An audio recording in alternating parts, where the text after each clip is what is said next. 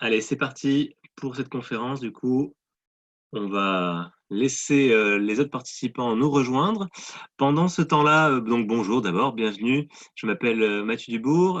Du coup, on va faire un petit tour d'écran. Si on ne peut pas faire de tour de table, on va le faire de façon numérique.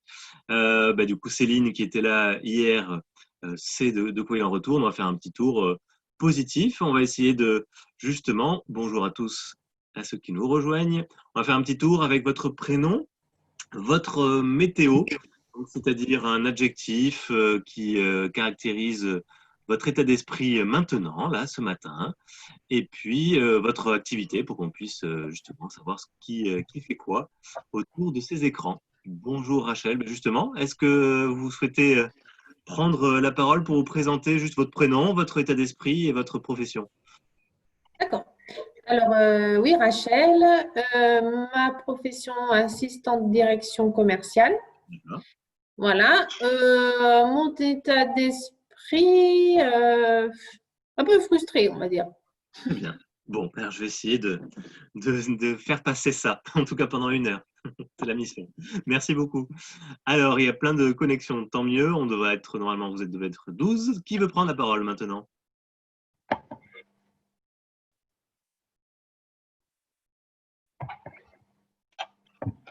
Moi, je viens d'arriver. Bonjour, Bonjour. je viens d'arriver, donc je ne sais pas de quoi vous parliez. Eh bien, super. On fait un petit tour d'écran pour mieux se connaître. Donc, votre prénom, s'il vous plaît, votre état d'esprit ici et maintenant, et puis votre profession. D'accord. Alors moi, je suis Sophia McGriff, je travaille dans un bureau d'études D'accord. en cité sol polluée. Mon état d'esprit maintenant, ça va. Très bien. On n'en dira pas plus. Voilà. Parfait. Bon, très bien. Qui d'autre veut prendre la parole? Eh bien, moi, je suis Emmanuelle. Je Bonjour. travaille dans un laboratoire pharmaceutique au département marketing D'accord. et mon état d'esprit positif et de bonne humeur. Très bien. Félicitations. Merci. Qui d'autre? Bonjour, je suis Hugo Desmaris, je travaille dans la même société que Rachel, Myriam et Nathalie que je vois dans cette D'accord. réunion en tant qu'acheteur et je suis en forme et de bonne humeur. Très bien. Merci Hugo. Bonjour, Bonjour. Myriam.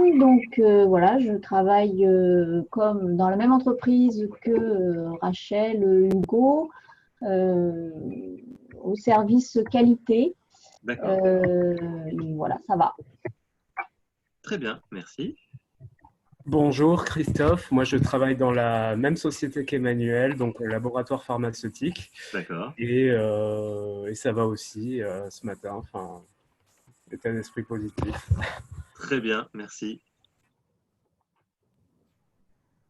Alors, je vois Joël, je vois Nathalie. Céline est excusée puisqu'elle ne peut pas se connecter avec son micro. Céline t'a écrit sur le chat du coup. Voilà, exactement, c'est ça, tout à fait. Grand soleil.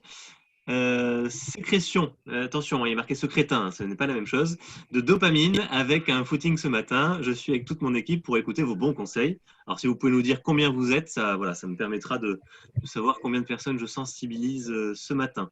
Apparemment, très bien, nous sommes 4. Puisque Céline a participé au webinaire que je tenais hier sur la résilience et la psychologie positive. Alors, Joël, peut-être? Bonjour, Bonjour. je travaille dans la même société que Rachel, Hugo. Très bien. 4 personnes de la même société. Parfait. J'ai cru voir, si je ne dis pas de bêtises, Christophe. Alors, Céline, c'est bon. Et donc, il y a l'Alain Desbeauvais. Oui, alors moi c'est Louisiane Alain Desbeauvais. Très bien. Bonjour à tous. Excusez-moi, je suis arrivée un peu en retard, j'ai pas réussi à me connecter de la première fois à Zoom. Pas de problème, c'est pour ça qu'on fait ce petit tour d'écran. Alors, votre prénom, s'il vous plaît, votre état d'esprit ici et maintenant, et votre profession. Oui, alors mon prénom c'est Louisiane. J'ai choisi cet atelier parce que dans mon travail, parfois il m'arrive d'avoir un peu du mal à gérer mon stress et du coup, je suis là pour en apprendre un peu plus, avoir quelques petites clés ouais, essayer de un peu relativiser sur le travail et du coup sur la gestion de mon stress. Très bien, c'est normal, Voilà. c'est pour ça qu'on est là, tout à fait. Et votre profession, sans rentrer dans le détail? Alors moi, je travaille dans l'environnement, dans un petit secteur qui s'appelle les cités sols pollués. D'accord, très bien. Donc en lien avec le bureau d'études de Sophia, c'est ça? Exactement, on est dans la Très bien. même boîte. Alors, je crois qu'il nous reste une ou deux personnes, peut-être une, qui n'a pas parlé. Peut-être que tout le monde, en fait. Très bien. Alors, je vais vous remettre le partage de l'écran. Hop là. Vous inquiétez pas, il y aura pas. Alors, vous inquiétez pas ou inquiétez-vous, il n'y aura pas que du diaporama. On va aussi entrer en interaction avec les caméras, avec les micros. Là, pour l'instant, effectivement, vous pouvez tout éteindre à part votre ordinateur, bien sûr. Et donc, on va bien sûr échanger et notamment à la fin, il y aura un temps d'échange, de questions-réponses, de retour d'expérience. Donc voilà, ce sera intéressant d'avoir vos ressentis et vos avis. Alors, est-ce que quelqu'un peut me dire si vous voyez le diaporama avec le titre? Oui. Parfait, très bien. Alors, c'est parti du coup. Alors, d'abord, je vais me présenter. Donc, je m'appelle Mathieu Dubourg. Je suis le fondateur de BeHappy. BeHappy, c'est quoi? Ce sont à la fois des événements, des conférences, des webinaires comme ce matin ou des ateliers de cohésion ou d'intelligence collective pour sensibiliser et des formations pour aller plus loin, pour rentrer vraiment dans le dur. Et la punchline de BeHappy, c'est les bienfaits de la psychologie positive et des neurosciences appliquées à votre quotidien professionnel pour développer plus de bonheur au travail. Et j'y tiens à cette expression bonheur au travail, parce que pour moi et pour BeHappy, du coup, le bonheur au travail, ce n'est pas la cerise sur le gâteau, c'est la farine du gâteau. J'espère que si vous ne l'êtes pas, vous serez convaincu à la fin de cette intervention. Et puis, il y a 3 ballons dans le logo de BeHappy, donc des découvertes scientifiques, bien sûr. Donc, on va parler beaucoup de psychologie positive et de neurosciences au cours de cette heure. On va également, si possible, faire de la pédagogie ludique, donc essayer de vulgariser toutes ces découvertes avec un état d'esprit justement positif. Et puis, généralement, je fais des petits sketchs, je fais des petits jeux. Donc là, on verra si on a le temps justement de mettre ça en pratique. Mais je vais plutôt privilégier le dernier ballon, c'est-à-dire vous transmettre le maximum d'outils concrets. On pourra justement échanger sur ces outils si vous les connaissez ou si vous ne les connaissez pas à la fin de l'atelier. Alors, justement, je vous ai mis ça au programme. Si vous avez un papier, un calepin sous la main, si vous ne l'avez pas, n'hésitez pas à aller le chercher pendant que je vous parlais du déroulé de l'atelier, avec un feutre, si possible, plutôt qu'un stylo, pour qu'on puisse bien voir, puisqu'il y aura un petit exercice tout à l'heure. Voilà. Donc, au programme, la première partie, du coup, ça va être les outils justement sur d'abord le stress et mieux vivre avec ses émotions, puis les outils sur booster votre réussite, votre motivation et votre efficacité. C'est vraiment une partie plutôt descendante, même s'il y aura quelques petits exercices à faire. La partie 2, donc de participative, avec des questions-réponses sur vos problèmes. Si on peut s'entraider entre nous, c'est encore mieux. Donc, je ne suis pas le seul sachant. Vous aussi, vous avez vos propres expériences, vos propres expertises et outils. Donc, ce sera le moment de pouvoir échanger sur vos retours d'expérience. Et puis, à la fin, j'aime bien faire des petits cadeaux.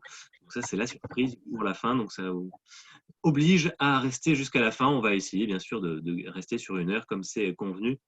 Donc, la fin prévue à 10 heures. Alors, commençons sans plus attendre par ce schéma que vous avez peut-être vu sur les réseaux sociaux tournés au cours du confinement. Je trouve qu'il est assez sympa pour justement commencer, pour se remettre un peu dans le contexte. Donc, vous pouvez le voir, il y a 3 cercles, le cercle de la peur, de l'apprentissage et de la croissance, avec quelques ressentis, quelques énoncés. Peut-être vous allez vous retrouver dans 1, 2, voire les 3 cercles. Peut-être que ça a été le yo-yo au cours de ce confinement ou encore actuellement. Voilà, je trouve que c'est intéressant pour essayer de se situer. Moi, par exemple, j'ai été dans plusieurs de ces cercles et donc moi aussi, ça a pu m'arriver de tomber à un moment donné dans la peur. Voilà, les émotions ont pu changer, fluctuer au cours du confinement. Et puis là, maintenant, avec la crise économique et sociale qui arrive, donc avec les changements aussi de management, de cadre de travail, donc c'est bien normal. Donc voilà, c'est un peu pour remettre dans le contexte et puis aussi visualiser ces petits cercles, sachant que bien sûr les contenus seront ensuite transmis à Enaille et donc ils seront ensuite visibles sur le site d'Enaille, donc vous pourrez retrouver tout le contenu dont je vais vous parler ensuite tranquillement pour les partager ou pour les revoir si vous avez raté un outil ou une diapositive. Je suis le seul à avoir les slides un peu flous. Alors c'est peut-être un problème de connexion. Est-ce que les autres ont les voient? Oui, j'ai le même problème. Ouais, moi, Pareil. Enfin, surtout celle Ah. d'avant, c'était écran Pareil. tout petit. Les D'accord. petits caractères sont pas nets. Celle-ci aussi?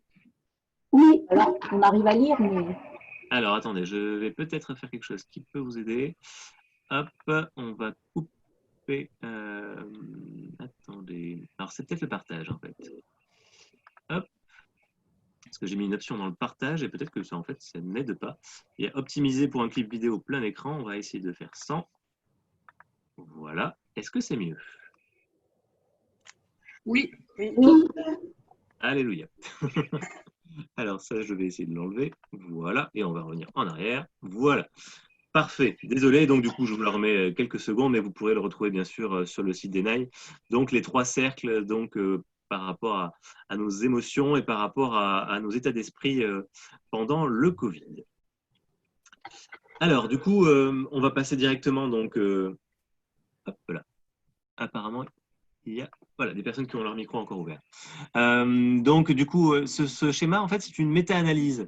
Les méta-analyses, c'est quand on étudie des dizaines, des centaines d'études scientifiques à travers le monde. Et celle-ci a été menée en 2005 par Sonja Lyubomirsky et Laura King. Et du coup, elle a été menée sur 225 études scientifiques. Leur thématique d'étude, c'était quels sont les bienfaits de la qualité de vie au travail, du bien-être au travail, du mieux-être au travail ou du bonheur au travail. Et donc, vous voyez que sur la partie rose, c'est les moins. Donc, moins de stress, moins de départ, moins de recrutement pour pallier au départ, moins de conflits, d'accidents, de maladies, d'absentéisme, de fatigue. Et sur la partie bleue, vous avez les plus, avec plus de motivation, d'innovation, de fierté, de publicité pour son entreprise, d'initiative, de confiance, d'apprentissage, de concentration, d'entraide, d'empathie, de communication et de convivialité. Et tout ça, c'est les bienfaits pour les collaborateurs, pour les agents, les personnes qui sont dans des collectivités territoriales. Et en dessous, en jaune, vous avez aussi des bienfaits pour l'entreprise ou pour la collectivité, avec moins de coûts d'un côté et plus de productivité de l'autre. Et donc, on s'aperçoit effectivement que la qualité de vie au travail, puisque c'est la semaine, c'est gagnant-gagnant à la fois pour les organisations et à la fois pour les collaborateurs. Et ces 2 personnes qui ont fait cette étude sont 2 psychologues et elles sont dans la branche de la psychologie positive. Et donc, je vais vous expliquer ce que c'est que la psychologie positive en partant d'abord par la psychologie classique clinique. En gros, c'est réparer ce qui va mal et donc se focaliser sur les faiblesses, les problèmes, les pathologies de l'être humain de façon universelle. Et pour résumer à gros traits, c'est de passer d'un état négatif à un état neutre. Et les personnes, les psychologues, se sont interrogés sur leur métier et se sont interrogés pour savoir justement quel était le pourcentage d'études dans le monde qui ne traitaient que de choses qui allaient mal.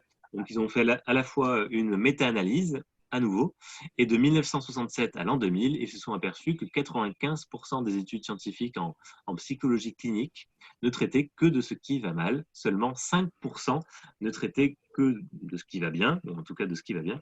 Et donc, certains psychologues ont décidé de créer au début des années 2000 une branche dans la psychologie qui s'appelle la psychologie positive et qui est là pour bâtir ce qui va bien, ce qui va nous faire du bien, en se focalisant sur les forces. Donc les forces de caractère, on va en reparler, c'est les qualités, les réussites également et l'épanouissement. Donc de passer en gros d'un état neutre à un état positif.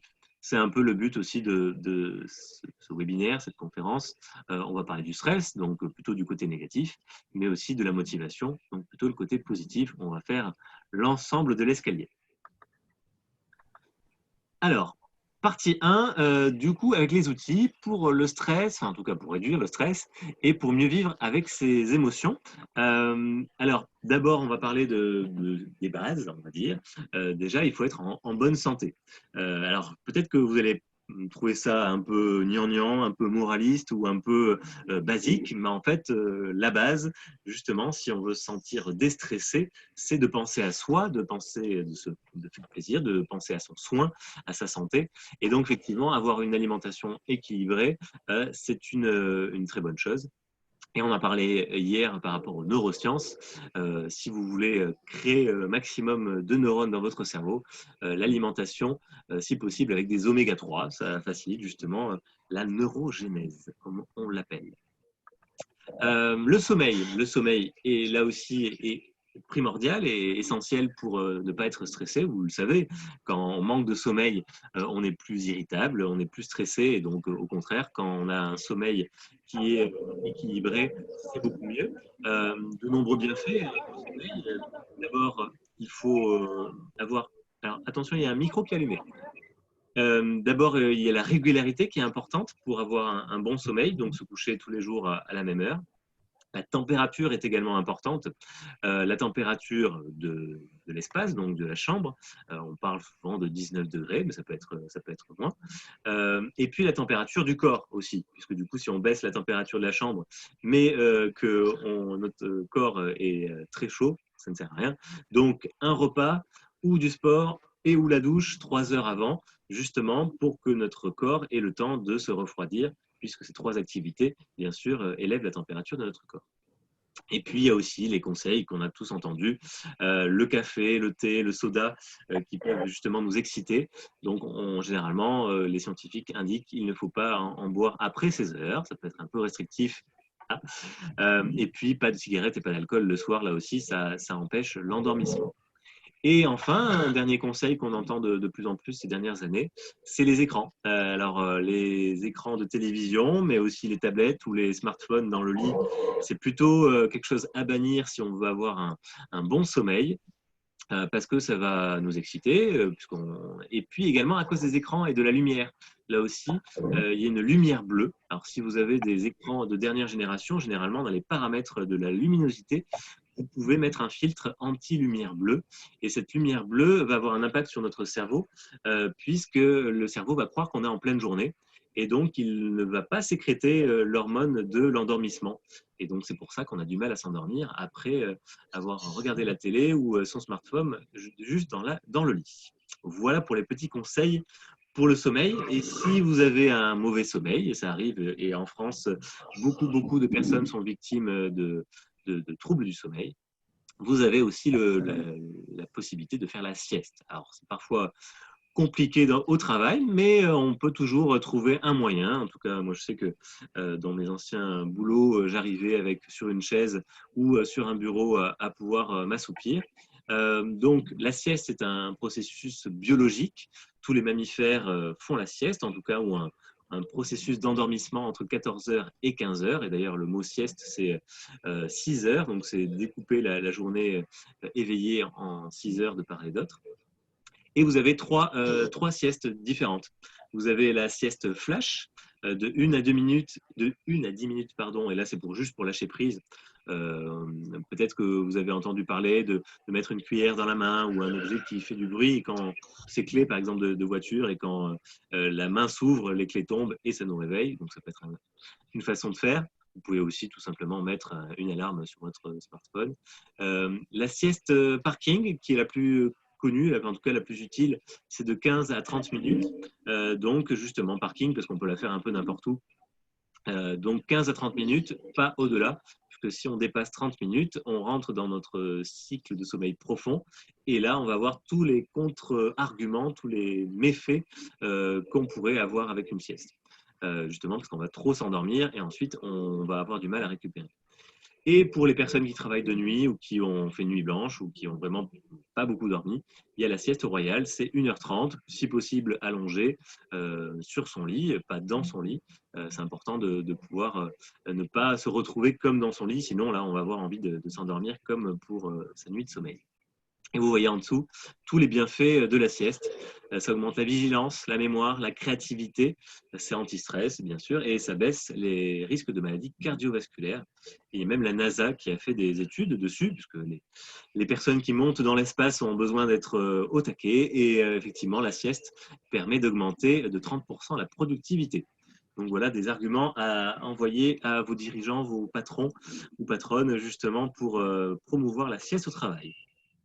Donc, on a parlé de l'alimentation, du sommeil, et il y a également l'activité physique. Donc, je n'ai pas parlé de sport, mais d'activité physique. On verra, il y a de nombreuses activités qui permettent de mettre en mouvement son corps sans faire de sport. Et donc là, il y a de nombreux bienfaits également. Ça réduit le stress, bien sûr, les risques de dépression. Ça renforce l'estime de soi, surtout quand on commence à voir son corps évoluer dans le bon sens. Ça produit des bêta-endorphines. On en reparlera donc du coup des neurotransmetteurs qui sont dans notre cerveau. Et donc là, c'est notamment pour réduire la douleur. Et puis, ça réduit les risques de diabète et de maladies cardiovasculaires. Donc, autant de bienfaits pour être en forme et en pleine santé. Alors, on parlait donc du stress. Voici la courbe justement par rapport au stress. Donc, il peut être positif à petite dose. Vous le voyez, donc avec la courbe des performances et le niveau de stress. Quand on a très peu de stress, on peut être dans une période soit d'inactivité, soit de décontraction. Et on verra tout à l'heure avec un autre outil de ces deux notions. Et puis, plus la performance, plus le challenge, plus le défi augmente, plus le stress peut augmenter. On peut atteindre un stress optimum et dès qu'on arrive au stade de la fatigue, vous voyez qu'on va avoir une surcharge de stress qui va mener vers l'épuisement. Et donc, le mot en anglais, c'est burn-out, voire l'anxiété, la colère. Et après, on peut être en rupture, effectivement. Donc ça, c'est un schéma à avoir pas loin de soi, justement, pour savoir où on en est de son stress. Et alors, j'ai dit réduire le stress et mieux vivre avec ses émotions, parce que généralement, les émotions ne sont pas loin quand on est stressé. Alors, j'ai mis les 5 émotions de base élémentaires, va-t-on dire, en tout cas par rapport aux découvertes scientifiques, les premières qui ont été menées sur les émotions. Vous avez la peur, vous avez le dégoût, vous avez la joie, la colère et tout en bas, la tristesse. Donc, hommage au film Vice Versa, si vous ne l'avez pas vu, n'hésitez pas à le regarder, c'est valable aussi pour le voir avec les enfants, pour comprendre son cerveau et ses émotions, c'est très utile. Et bien sûr, des émotions, il y en a beaucoup plus. Et donc là, c'est Robert Plutchik, un psychologue qui a mis en place cette roue des émotions, on peut aussi appeler ça une fleur. Alors, vous voyez au centre les émotions vraiment très intenses. Donc, il y en a plus de 6. Donc, déjà, c'est un peu plus que les émotions de base. Et plus on s'écarte, et donc plus on va sur les pétales, plus les émotions sont un peu plus atténuées. Et les émotions que vous voyez entre les pétales, en fait, c'est un assemblage d'émotions qui sont au centre. Donc, par exemple, je vais prendre l'optimisme qui est en haut à gauche. C'est un mélange d'extase et de vigilance que vous retrouvez au centre. L'agressivité, ça va être un mélange de vigilance et de rage, etc., etc. Donc voilà une roue des émotions que là aussi, alors peut-être que vous allez faire beaucoup d'impressions. En tout cas, la roue des émotions, elle est assez intéressante à imprimer justement au-dessus de son bureau ou de son ordinateur quand vous êtes à la maison, justement pour faire un peu la météo des émotions qu'on a fait au tout début avec le petit tour d'écran. Ça, moi, je le fais à chaque début de réunion, de conférence, en tout cas quand on est en petit nombre, justement pour connaître votre état d'esprit, puisque je vais animer différemment une réunion ou une conférence. Si tout le monde est fatigué ou stressé parce qu'il y a eu beaucoup de travail auparavant ou un conflit juste avant, ça sera différent d'une réunion où tout le monde est optimiste, en pleine forme, etc. Donc, c'est un outil à mettre en place avant une réunion, justement, pour mieux apprécier les émotions de chacun, pouvoir le partager, et ça, c'est bien aussi de se faire confiance, et puis ensuite, d'ajuster la communication par rapport aux émotions. Autre outil pour aller mieux, que ce soit en termes de stress, mais aussi pour réguler ses émotions, vous voyez, c'est la cohérence cardiaque. Alors, la cohérence cardiaque, ça a été validé aussi par la Fédération française de cardiologie qui nous indique que 5 minutes de cohérence cardiaque va réduire notre stress, réguler nos émotions et réduire notre pression artérielle. Alors pourquoi cohérence cardiaque et pression artérielle? Puisque les 5 secondes d'inspiration et les 5 secondes d'expiration, ça va nous permettre de ralentir notre débit cardiaque, notre pression artérielle, et donc notre stress, et donc nos émotions. Donc n'hésitez pas à le faire. D'ailleurs, on va pouvoir peut-être le tester au moins sur une blague. 5 secondes d'inspiration. Vous bloquez votre respiration et ensuite 5 secondes d'expiration.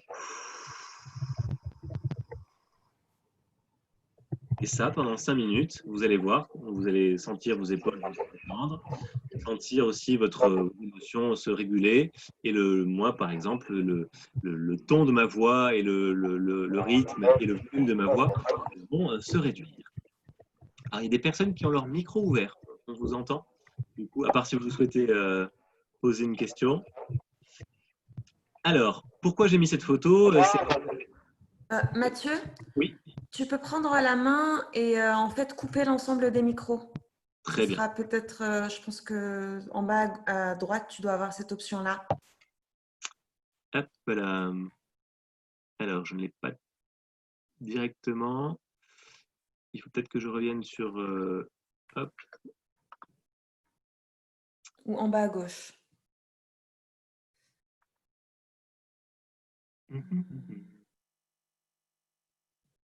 Bon, écoute, je ne le vois pas, mais c'est pas très grave, hein, c'est juste pour que le message ne soit pas trop brouillé. Donc, oui, pourquoi j'ai mis cette photo d'Erwan Leclerc? Du coup, c'est justement, c'est le plus grand navigateur français, en tout cas, qui a fait plusieurs tours du monde en solitaire. Et vous comprenez bien que pour s'endormir, c'est un peu compliqué, surtout quand on voit le bateau et l'eau qui est en dessous. Du coup, ça doit bouger beaucoup. Et donc, lui aussi, il a des techniques pour s'endormir. Alors, il fait bien sûr plein de siestes coupées, donc des siestes parking notamment, ou des siestes flash pour s'endormir. Et il met en place un outil de psychologie positive, de visualisation. Il s'imagine sur le lieu pour lui qui est le plus agréable, le lieu où il se sent le mieux. Et pour lui, c'est chacun son lieu. Pour lui, c'est un parcours de golf. Donc voilà, chacun a son lieu. Et donc, n'hésitez pas à utiliser aussi cet outil de visualisation pour vous endormir. C'est un très bon outil aussi pour se relaxer et pour réguler ses émotions. Autre outil qu'on a testé hier, c'est les postures de pouvoir. Donc là, je vous invite à le faire pendant que vous m'écoutez. Ça vient de l'université d'Harvard. Et donc, ils ont mené un test auprès de cobayes, d'étudiants, avec un groupe qui réalisait les postures de pouvoir, un groupe qui ne les réalisait pas. Et ensuite, ils ont fait des tests salivaires. Alors, qu'est-ce que les postures de pouvoir? C'est mimer pendant 2 minutes quelqu'un qui a du pouvoir, en tout cas, qui a du charisme, qui se sent bien dans ses baskets. Et le fait de mimer cette personne importante, ou en tout cas qui se sent bien, eh bien, du coup, ça va augmenter notre taux de testostérone, ça va diminuer notre taux de cortisol et améliorer notre confiance en soi. Donc, je vous conseille de le faire. Donc, 4 autour de l'écran, donc de tester vos postures de pouvoir, assis ou debout, et de pouvoir justement montrer qu'est-ce que ça donne quelqu'un qui a du pouvoir pour vous.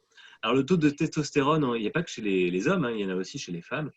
La testostérone, c'est l'hormone qui fait prendre des risques. Donc, soit des risques positifs, pour faire des compliments, par exemple, parce que ce n'est pas évident de faire des compliments aux autres, mais ça peut être aussi des risques négatifs, comme frapper quelqu'un. Hein, c'est plutôt négatif. Et puis, le cortisol, c'est l'hormone du stress. Voilà. Donc, moi aussi, derrière mon écran, je me suis mis en posture de pouvoir, justement pour me sentir plus détendu. Alors, on a vu les outils pour réduire le stress, pour mieux vivre avec ses émotions. Maintenant, on va voir les outils pour booster votre réussite, votre motivation et votre efficacité. Alors, pour avoir des objectifs efficaces, peut-être que vous l'avez vu dans certaines des formations, hein, d'ailleurs, moi j'en donne aussi, et donc là, c'est un peu condensé en 1 heure, puisque généralement mes formations durent 3 jours, mais par exemple, sur la formation sur la gestion des priorités, du temps et des réunions, voilà, ça c'est un outil hyper important, c'est les objectifs SMART, peut-être que vous avez déjà entendu parler, SMART pour spécifique, mesurable, atteignable, réaliste et temporel.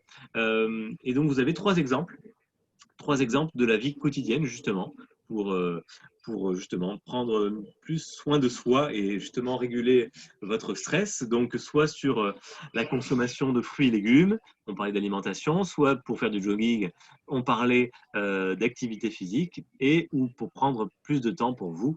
Donc là, ça aussi, ça peut être positif pour réguler son stress. Et vous avez donc à chaque fois les explications. À chaque étape, on va pouvoir affiner son objectif. Et donc ça, c'est très utile justement, que ce soit pour une réunion, que ce soit pour un projet ou que ce soit pour des objectifs personnels. C'est très important justement de pouvoir avoir des objectifs que l'on va tenir. Et ça marche aussi pour les résolutions de début d'année si vous voulez les réussir. Alors ensuite, 12 conseils chrono. Le premier, justement, par rapport au temps, par rapport à réussir ses résolutions, c'est la matrice d'Eisenhower. Donc, mettre ses actions, ses missions dans l'une des cases. Vous voyez, c'est soit urgent, soit important, soit les deux, soit aucun. Ça va permettre justement de prioriser les actions que vous avez à faire, par exemple, pendant votre journée. Pour être motivé, si on a rempli sa journée, ça va être d'autant plus important. Donc voilà, vous avez la matrice d'Eisenhower, justement pour être efficace. Et donc n'hésitez pas à l'utiliser là aussi, à l'imprimer pour mettre peut-être des post-it à l'intérieur des cases. Autre outil intéressant justement par rapport au conseil, par rapport à l'horloge qui tourne, 12 conseils donc en tout. Le rétro-planning de votre semaine, on a parlé hier justement avec une des participantes qui nous racontait cette bonne pratique. Donc elle fait chaque vendredi son planning de la semaine qui arrive, qui va ensuite advenir. Et donc, ça permet de la réconforter et de la déstresser par rapport à son week-end, de savoir que voilà, elle sait ce qu'elle va faire la semaine suivante. Moi, je vous parle aussi de faire son rétro-planning donc sur sa semaine avec 3 objectifs maximum par jour, puisqu'on n'est pas des surhumains, donc 2 à 3 objectifs par jour, c'est suffisant. Et le reste, ça va être pour des petits objectifs qui sont soit non urgents, soit non importants, soit les deux. Donc voilà, c'est important aussi de ne pas trop se mettre la pression sur les objectifs à remplir chaque jour. Le planning de la journée ensuite. Mais moi, chaque matin, par exemple, je me fais mon planning avec les heures et je vais me mettre en fonction des priorités, donc avec la matrice d'Eisenhower, mais aussi avec l'intégration de l'efficacité sur la journée. Moi, je sais que je serai plus efficace pour une action que je n'aime pas en début de journée, comme ça c'est fait, et que je serai plus efficace, par exemple, de placer une action que j'aime beaucoup en début d'après-midi, parce que le début d'après-midi, généralement, une petite baisse d'énergie, et donc avoir quelque chose qui me motive, c'est toujours plus intéressant en début d'après-midi. Donc là, c'est à chacun de savoir quelles sont ses routines et quels sont ses moyens de s'activer pendant sa journée. Intégrer des temps pour les imprévus. Donc là, on parle généralement de 30 minutes à 1 heure. Je sais, c'est beaucoup par demi-journée qui vont être dévolues à un coup de fil impromptu, à une activité qui va prendre plus de temps que prévu, etc. Réaliser une seule action à la fois. Et donc ça, malheureusement, que ce soit les hommes ou les femmes, c'est quand même plus efficace de faire une seule action à la fois. Ça, c'est notre cerveau qui nous l'apprend. Donc voilà, autant faire une seule chose à la fois bien plutôt que plusieurs mal. Autre outil, et donc là aussi les neurosciences et l'étude du cerveau nous le révèlent, les distractions sont très très nocives pour notre attention et pour notre concentration. Et malheureusement, notre cerveau est sursollicité d'informations en tout genre, des notifications, des mails, les coups de téléphone, etc. Donc, quand vous souhaitez faire quelque chose de très important, et notamment dans la catégorie urgent et important de Eisenhower, n'hésitez pas à couper votre téléphone, à le mettre en silencieux. Il y a un répondeur qui est fait pour ça. D'arrêter les notifications sur votre portable qui le font vibrer, notamment les notifications mail sur votre ordinateur, ça c'est vraiment quelque chose à bannir. Et par exemple, de mettre un casque sur les oreilles, soit pour vous couper du son extérieur, soit pour montrer aux autres que vous faites quelque chose et qu'il ne faut pas vous déranger. Ça peut marcher aussi pour la musique. Certaines personnes sont assez réactives à la musique pour les détendre et pour les rendre efficaces. Et puis enfin, regardez ses mails uniquement 2 fois par jour, par exemple en fin de matinée, en milieu d'après-midi. Sinon, on passerait sa journée à regarder ses mails et là aussi, ça peut être un motif de stress. Et pour finir cette liste des 12 conseils, la sieste, on en a parlé. Savoir dire non et déléguer, alors plus facile à dire qu'à faire, et c'est plus facile à dire en un webinaire d'1 heure que dans une formation de 3 jours. Mais en tout cas, voilà, évidemment, vous le savez, ce qui n'est pas urgent, ce qui est urgent mais pas important, vous pouvez essayer de les déléguer à d'autres personnes. Oser demander de l'aide, justement. Donc, le regard d'un proche ou d'un collègue peut toujours vous aider. Donc, c'est toujours intéressant de connaître ses conseils ou ses retours d'expérience. Aménager son espace de travail. Donc, là aussi, c'est pour être plus détendu, plus efficace. Donc, n'hésitez pas à changer de chaise, changer de bureau, essayer de vous interroger sur la façon la plus agréable pour vous d'être dans votre bureau ou sur votre espace de travail, que ce soit à la maison ou dans un open space. Et puis, faire le bilan en fin de journée de son planning. Donc là aussi, au niveau psychologie positive et neurosciences, c'est important de célébrer toutes les choses qu'on a réussi à faire pendant sa journée et donc de faire sa liste pour décharger. On parle souvent de charge mentale. Donc, une liste, ça marche pour les courses, mais ça marche aussi pour les actions qu'on doit faire dans son travail et donc de les barrer une fois qu'elles sont terminées ou en fin de journée. C'est toujours grisant pour son cerveau. Donc la liste, n'hésitez pas aussi à faire quelque chose d'un peu sexy, d'un peu esthétique. Donc n'hésitez pas, il y a plein de trames qui existent à imprimer sur vos outils de recherche Internet. Donc voilà, par exemple, un exemple justement avec les 3 objectifs par jour, la date, l'humeur, les choses urgentes, la to-do list, donc des choses à faire, et puis les petits coups de fil ou les mails à envoyer. Donc ça permet de résumer ses objectifs du jour de façon assez esthétique. Et puis, il y a d'autres outils qui existent pour travailler en collaboration ou aussi pour structurer ses missions, ses actions à faire. Là, vous voyez des exemples de Kanban. Kanban, c'est un outil qui nous vient du Japon, ça veut dire le tableau. Vous voyez, ce sont des tableaux. Et donc, l'important dans ce tableau, c'est ce qui est en bas à gauche, c'est 3 colonnes. Les choses à faire, les choses qui sont en cours et les choses réussites. Et donc, vous allez pouvoir mettre des post-it. Alors, ça existe aussi en outils digitaux. Vous trouverez de nombreux outils, que ce soit gratuits ou payants, ou en version gratuite pour un certain nombre de tableaux.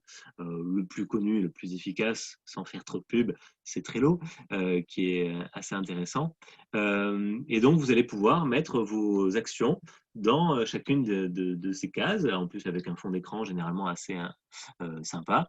Et si vous souhaitez l'utiliser de façon collaborative avec vos collègues, vous pouvez le faire de façon numérique, mais aussi, vous le voyez, avec un grand tableau. Les lignes peuvent représenter les collègues, les personnes, mais aussi des projets. Et ensuite, les collègues, ça peut être une vignette de couleur pour savoir qui fait quoi. Et donc, ça permet justement de faire le point sur ce qui est en cours, ce qui est en attente, peut-être, s'il y a des personnes qui doivent le prendre à la suite, et puis de célébrer les réussites.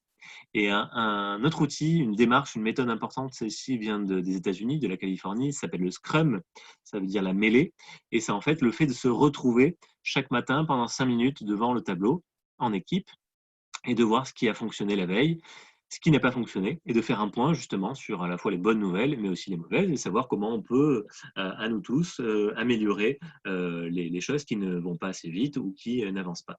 C'est un bon outil justement à la fois de motivation, puisqu'on fait le point d'étape sur ce qu'il y a à faire, et pour réduire son stress, puisque du coup, on va essayer de tous, en confiance, s'entraider pour résoudre les problèmes. Donc, vous voyez des exemples d'outils numériques, Kanban-Flow, Trello et Kanban-Tool. Et puis, Martin Seligman, alors je ne vous avais pas parlé au début, mais c'est le fondateur. C'est lui le fondateur de la psychologie positive avec d'autres collègues au début des années 2000. Et il a mis en place un outil assez intéressant. Alors, très brièvement, en gros, il a demandé à des personnes en état de dépression sévère, chaque matin, sur un ordinateur, de noter un élément positif de la veille, le matin en se réveillant. Et il s'est rendu compte qu'au bout de 15 jours seulement, ces personnes sont passées d'un état dépressif sévère à un état dépressif moyen ou léger. et il s'est rendu compte que c'est un outil vraiment formidable et très efficace pour réduire le stress et pour améliorer le côté positif de nos cerveaux. Et donc, ensuite, Florence Servan-Schreiber l'a vulgarisé quelques années plus tard, puisqu'on est vraiment dans les années 2013, si je ne dis pas de bêtises, pour Martin Seligman. Et elle a écrit un livre de vulgarisation, justement, de toutes ces découvertes en psychologie positive, qui s'appelle 3 kiffs par jour, et qui est aussi le nom d'un outil. Donc, elle a réutilisé cet outil avec une autre découverte scientifique. Et son conseil, c'est de prendre un calepin vierge que vous allez poser sur votre bureau ou sur votre table de chevet en fonction de là où vous voulez impacter, si c'est le boulot ou la vie perso. Et vous allez marquer, avant de vous endormir ou avant de partir du travail, 3 éléments positifs qui se sont passés au cours de votre journée. Ça travaille votre mémoire et ça va travailler un peu votre circuit de la gratitude. Vous allez essayer de revoir les moments positifs de votre journée, et notamment quand c'est fait avant de s'endormir. Autre technique pour bien s'endormir, c'est justement de se coucher avec un état d'esprit positif, et cet outil des 3 kiffs est très intéressant pour cela. Alors justement, je vous avais promis un petit exercice. Je vous propose du coup de tous allumer votre caméra, pas besoin d'allumer votre micro, et je vais vous demander de noter sur une feuille de papier avec un feutre le dernier moment de plaisir au travail, alors dernier moment de bonheur, dernier moment de bien-être, dernier moment de satisfaction au travail. Et moi, je vais faire la même chose. Alors, hop, je trouve un papier. Allez, je vous laisse 1 minute pour chercher et pour écrire.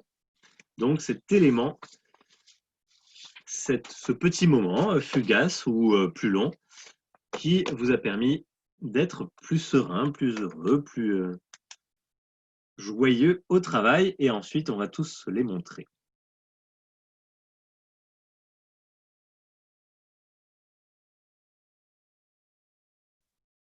Alors, si vous pouvez écrire soit en majuscule ou gros pour qu'on puisse bien voir.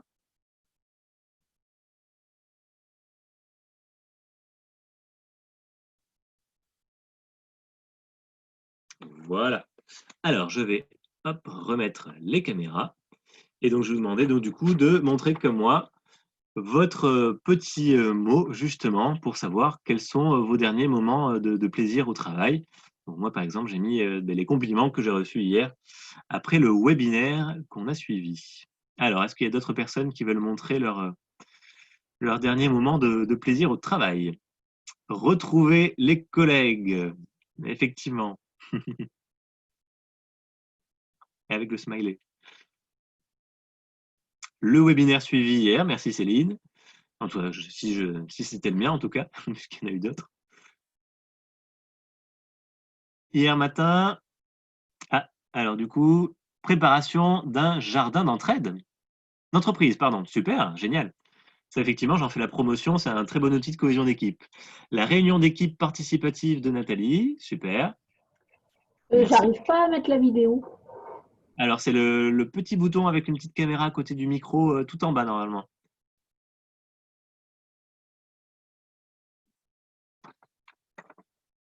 Après, vous pouvez le dire avec votre micro, hein, s'il y a un problème. Le télétravail. Vie ma vie. Est-ce que vous pouvez nous expliquer du coup ce que c'est que le vie ma vie? Je sais ce que c'est, mais avec vos mots, ça sera plus intéressant. Alors, il faut mettre le micro. Pas de souci. C'est un concept que l'on a mis en place pendant cette durée de confinement dans notre entreprise. Comme on a des collaborateurs qui travaillent au siège et l'autre partie sur le terrain. Le meilleur moyen aussi de créer du lien dans ces périodes de confinement, c'était aussi de faire un partage d'expérience et d'augmenter cette collaboration siège-terrain. Donc, normalement, s'il n'y a pas eu confinement, l'idée, c'était de faire venir des personnes du siège sur le terrain et vice-versa. Et là, confinement oblige, on a développé un système de présentation où chacun, par un système de conférence Teams, en fait, parlait un petit peu plus de lui et un petit peu plus ensuite de son cœur de métier pour apprendre encore à mieux se connaître. Et ça a été un super moment parce qu'on s'est rendu compte que même si on se connaît, parce que ça fait un certain nombre qu'on partage nos moments, enfin les moments de vie ensemble au travail, et bien, il y a toujours une petite chose qu'on ne savait pas de la personne et qu'on découvre. Donc, c'est extrêmement positif. Ben, merci pour ce retour d'expérience. Au moins, on en aura eu un si, si vous êtes peu bavard comme hier après la conférence. En tout cas, c'est intéressant, mais c'est un peu différent, effectivement. Donc, le Vie ma vie, c'était la solution que vous vouliez Oui, faire oui, s'il n'y a pas eu de confinement. Mais effectivement, ça, c'est un outil, par exemple, qui est petite utilisé par adaptation. l'entreprise OVH, justement, pour les midis, faire un petit point sur mieux se connaître entre collègues. Et chaque collègue va parler d'une passion ou de son métier, Ça, effectivement. Et absolument. réunion d'échange avec l'équipe. Très bien, merci. Merci Rachel. Parfait. Merci pour vos retours. Et donc, on va continuer, du coup, on va terminer avec d'autres des derniers conseils et puis la conclusion, effectivement. Hop là, avant de pouvoir répondre à vos questions. Alors, autre outil, celui de Sean Hatcher, qui est professeur de psychologie positive à l'université d'Harvard. Et lui, il a mis en place, il a voulu mettre en place avec des grandes entreprises, même plein d'entreprises, mais des grandes notamment, justement, parce qu'on dit la psychologie positive au travail, c'est compliqué. Donc lui, il a voulu mettre les mains dans le cambouis et il a mis toute une batterie d'exercices très simples à mettre en place, puisqu'en 2 minutes seulement, mais 2 minutes par contre par jour. Et tous les outils que je vous partage, c'est des outils vraiment à reproduire quotidiennement pour que ça rentre dans nos cerveaux. Et vous avez déjà entendu peut-être parler des 21 jours pour rentrer des routines, pour rentrer une nouvelle habitude. Pour créer une autoroute neuronale, effectivement, il faut ancrer cela quotidiennement dans notre quotidien. Et plutôt que de vouloir faire ces exercices comme la méditation une demi-heure le week-end, mais il vaut mieux le faire 5 minutes par jour, ce sera beaucoup plus efficace. Et alors pourquoi j'ai mis un petit courrier, Sean a proposé un outil assez intéressant. C'est le matin, quand vous ouvrez votre boîte mail, généralement c'est un moment de stress, voire de panique, justement, pour savoir combien de mails vous avez reçus, quelles priorités, quelles urgences vous allez devoir répondre. Et bien lui, il essaie de le prendre de façon positive et il propose de prendre 2 minutes pour écrire un mail positif, justement, une célébration, un compliment, une gratitude, des félicitations à un collègue ou à quelqu'un de votre réseau, que ce soit pro ou perso. Et donc prendre ces 2 minutes chaque jour quand vous ouvrez votre boîte mail, du coup, ça va créer là aussi une routine et l'ouverture de la boîte mail va paraître moins stressante si vous mettez en place ce petit outil. Donc, j'espère que demain, il y aura plein de personnes qui vont recevoir des messages positifs par mail. C'est important. Et au tout début, quand je vous ai parlé de la psychologie positive et de la définition, je vous ai parlé des forces, donc les forces de caractère. Donc, vous retrouvez les 24 forces ici, qui sont cloisonnées, en tout cas répertoriées en 6 catégories. Donc, ces forces de caractère, là aussi, ça nous vient d'études scientifiques, une méta-analyse des qualités universelles de l'être humain. Et donc, il y en a 24 qui ont été répertoriées. Là, plus quand on veut vraiment faire le tri, c'est un peu comme les émotions, mais en tout cas les 24 plus importantes sont celles-ci. Vous avez la créativité, la curiosité, la persévérance, le fait d'être équitable, l'équité, la cohésion d'équipe, l'humilité, la prudence, etc., etc. Et je vous ai mis le lien vers le site donc, de l'Institut. Alors généralement, toutes ces découvertes, ça vient plutôt des pays anglo-saxons et notamment des États-Unis. Et vous avez donc un institut qui s'appelle Via Caractère qui met en place un test gratuit. Et donc, plus on est nombreux à répondre, plus ça augmente l'échantillonnage. Et donc, si vous souhaitez connaître vos qualités par ordre décroissante, je vous conseille d'aller sur Via Caractère. Vous testez ou vous tapez sur votre formulaire de recherche force de caractère ou test et vous allez tomber sur ça. Et donc, ça permet justement de connaître un peu votre personnalité, puisque chacun, on a entre 5 et 6 qualités prédominantes. Bien sûr, on n'a pas les 24 en tout. Et donc, ça permet de mieux se connaître et de mieux travailler ensemble, puisque pour travailler en intelligence collective, comme je dis souvent, il faut travailler avec de la diversité.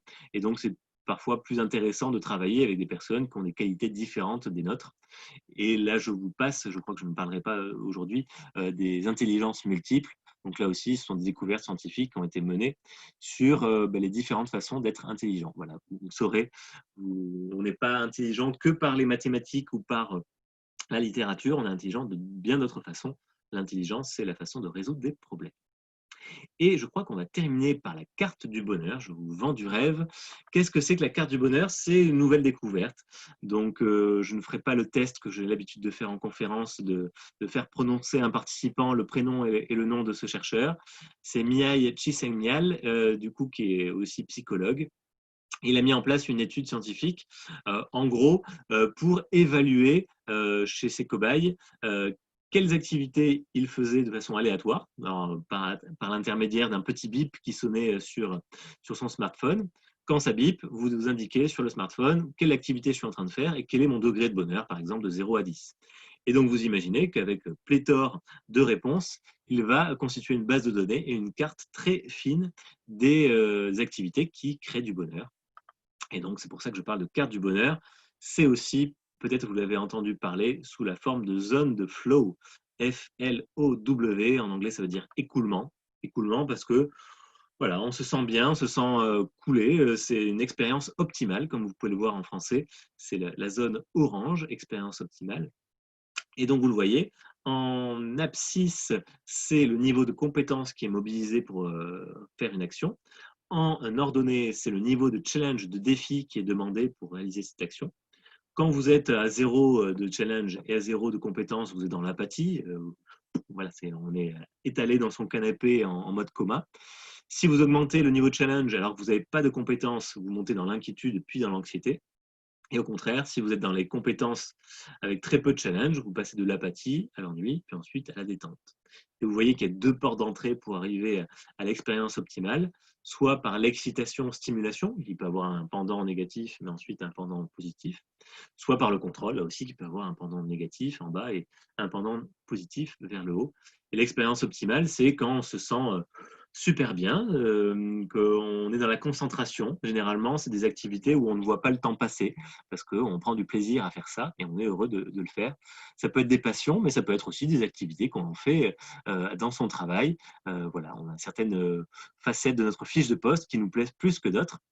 Et alors, s'il y a des personnes qui sont dans les RH, dans les richesses humaines, c'est un très bon outil pour réaliser les entretiens annuels pour que chaque mission de la fiche de poste soit identifiée à travers cette carte. Voilà, vous pouvez demander à chacun sur une note de 0 à 10 pour cette mission qui est dans ta fiche de poste, quel est ton degré de défi, de challenge, quel est ton degré de compétence, et comme ça, vous allez pouvoir replacer le point sur cette carte. Le milieu, le point bleu qui est au milieu, il dépend de chacun, puisque en fonction de ses compétences, si on a beaucoup de compétences, si on a une résistance au défi, au challenge qui est élevé, ben le point va bouger et donc les aires vont aussi bouger. Donc voilà, c'est un peu complexe, mais en tout cas, voilà, la version simple, c'est une version où le point est au centre. Et puis, un autre outil, mais là qui vient plutôt du Japon, si vous voulez aller plus loin sur vos passions, l'ikigai. Donc, c'est le rassemblement de ce que vous aimez, de ce dont le monde a besoin, de ce pourquoi vous pourrez être payé et de ce pourquoi vous êtes doué. Et donc, passion, mission, vocation et profession, ça donne l'ikigai, la façon de vous lever de bonne humeur le matin. Voilà, pourquoi vous allez être heureux en vous levant et en allant travailler. Donc, si vous arrivez à mêler tout ça, ça va être votre ikigai. Et pour conclure, pour vous motiver à changer, je vous ai donné beaucoup d'outils, mais est-ce que vous allez les mettre en place? Ça, c'est autre chose. Et donc, pour vous motiver, donc, il y a 3 étapes. Donc, vous le voyez, c'est aussi des découvertes en neurosciences, mais en psychologie positive également. D'abord, la visualisation. On en a parlé avec Erwan Lecléac. Donc, visualiser d'abord peut-être l'objectif que vous visez. Ensuite, l'écrire, on en a parlé à travers la to-do list, ou le fait d'écrire, ça va aussi ancrer en vous et sur du papier votre objectif. Et ensuite, en parler. En parler, et ça, on en a parlé hier, par exemple, avec les cercles de co-développement. On pourra en parler sur vos retours d'expérience. Le co-développement, c'est un outil très puissant qui permet d'échanger à un petit nombre de collaborateurs, souvent des pairs, de même catégorie, pas trop avec de la hiérarchie, de pouvoir parler de ses problèmes et chacun va apporter ses solutions, ses retours d'expérience. Donc voilà, visualiser, écrire et partager par la communication, ce sont les 3 étapes. Et ensuite, plein de conseils pour justement se motiver pour changer. Lister ses bonnes nouvelles et prendre soin de soi, répondre à ses besoins, c'est très important. Transformer les difficultés en opportunités. J'aurais pu vous parler de la démarche appréciative, qui est aussi notre démarche de psychologie positive. Se fixer des caps, Alors, je vous ai dit, avec les objectifs SMART et visualiser ses réussites. Donc, c'est important de visualiser un grand objectif, mais c'est aussi important, et peut-être plus, de visualiser les petites étapes que vous allez faire pour l'atteindre. S'entraider avec des personnes positives, encourageantes et qui veulent réussir. Et inversement, donc pouvoir s'entraider avec des collègues qui veulent la même chose, qui sont motivés, ça va vous aider. Se créer des routines, je vous ai parlé des 21 jours, s'offrir des pauses et des cadeaux, on en a parlé. Mettre en œuvre ses qualités, les forces de caractère, se sentir utile et reconnu. Donc ça, dans la pyramide de Maslow, Abraham Maslow était un précurseur en psychologie positive et donc il avait hiérarchisé les besoins. Et donc la reconnaissance fait partie effectivement des besoins dont on a, qui sont vitaux pour nous, hein, pour vivre en société. Et on l'a bien vu dans ce temps de confinement. Et puis enfin, se lancer des challenges, des défis et noter ses résultats. Donc tout ça, ça participe à la motivation. Nous voilà arrivés donc au temps de questions, de réponses, de retours d'expérience, de ressentis. Voilà, si vous avez des questions, bien sûr, je suis prêt à y répondre. Si vous avez aussi des outils que vous avez testés ou que vous aimeriez tester, n'hésitez pas, bien sûr, à prendre la parole. Peut-être que vous avez d'autres outils dans votre besace à nous partager. C'est pour ça que tout à l'heure, j'ai pris la bonne pratique de Vie ma vie, parce que généralement, vous êtes peu prolixe à la fin des webinaires. Personne ne veut prendre la parole? Eh bien, c'est noté. Comme ça nous permet de finir à l'heure avec la fin. Donc, j'avais promis des cadeaux. C'est peut-être pour ça que vous piaffez d'impatience. C'est pour avoir les cadeaux. Alors, ne vous emballez pas non plus.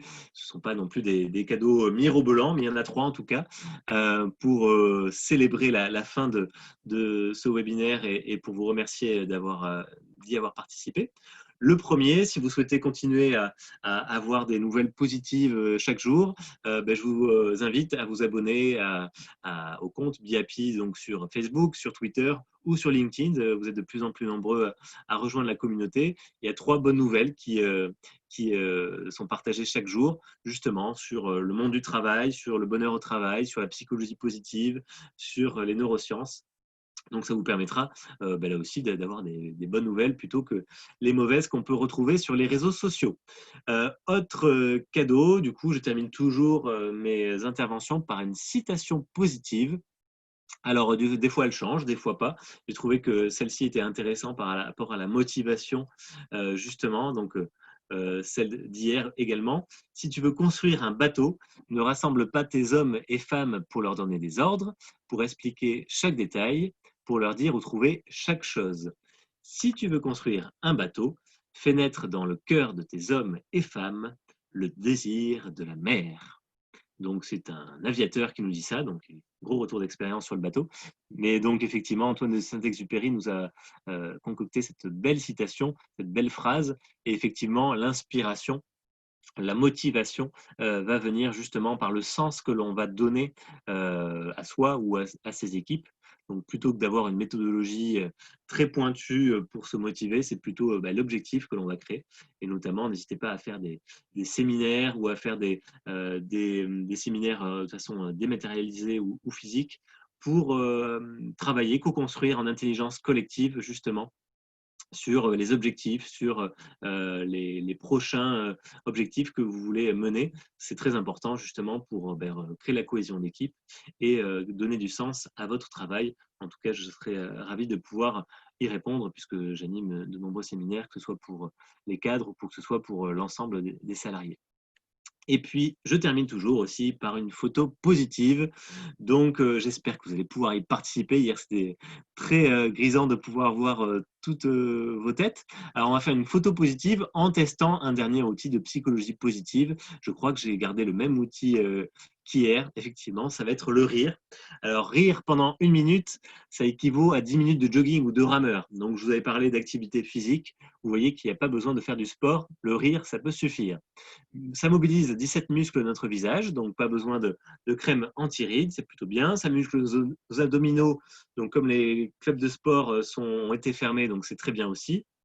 Ça double notre capacité pulmonaire et oxygène notre cerveau, donc c'est très bien justement pour notre cerveau, et les neurosciences sont d'accord pour ça, ça va libérer des endorphines aussi donc, dans notre cerveau et réduire la pression artérielle. On a parlé de stress, on a parlé de santé, donc tout ça, ça va être positif. Donc je vous propose de faire donc une photo positive. Je vous propose d'allumer tous et toutes vos caméras. Et donc, on va faire une photo en souriant et si vous le souhaitez, en riant, justement, pour faire cette photo. Alors, je vais quitter le plein écran. Voilà. Alors, est-ce qu'on va avoir un maximum de caméras allumées? Hier, on en avait beaucoup. C'était très sympa de voir tous vos visages.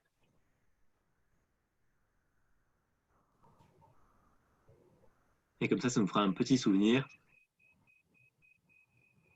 Merci. Et donc, ouais, parfait, tout le monde a sa caméra allumée. Donc Céline, je sais bien que elle, ça ne peut pas être le cas. Alors, à 3, on fait notre plus beau sourire. Et si vous le souhaitez, vous pouvez vous lancer aussi dans un rire. Ça pourra créer des relations entre nous. C'est les neurones miroirs. Ça, j'aurai plus de temps pour vous en parler dans une autre prochaine webinaire. Attention. 1, 2. Ah, attendez, alors, du coup, tout le monde fait la tête parce que du coup, j'ai fait un prime écran encore, on n'a pas souri. Alors attention, vos plus beaux sourires. 1, 2, 3.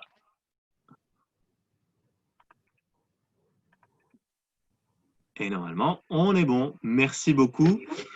Du coup, on a une magnifique mosaïque de sourires. Je vous remercie. Et n'hésitez pas du coup à regarder le reste du planning donc, sur le site d'Enaï par rapport à la semaine de la QVT de façon digitale. En tout cas, j'étais ravi de participer à cette semaine avec vous. Demain, je ferai une conférence à titre privé du coup pour une équipe qui souhaite parler équilibre vie pro, vie perso. Donc là aussi, on va encore échanger sur tout cela. Donc merci à tous et à toutes. Oui, Dominique, j'arrive. Je dis au revoir. Merci. Voilà, comme le dit Nesrine sur le chat, donc n'hésitez pas à vous inscrire à d'autres ateliers, puisqu'il reste encore des places. Donc voilà, vous êtes les bienvenus. Très belle journée à vous, et si vous souhaitez nous contacter, comme moi, à travers Biapi ou Enaï directement, vous passez par Enaï pour avoir plus de renseignements sur tous ces outils, sur la psychologie positive et les neurosciences. Je vous souhaite une belle fin de journée, et je vous dis beaucoup. À bientôt. Merci beaucoup. Au revoir. Merci, au revoir.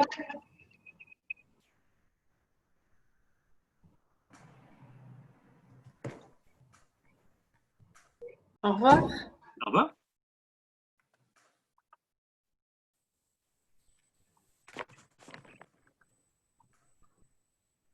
Hello Mathieu. Salut. Attends, j'essaie d'éteindre. Ah, c'est. Alors.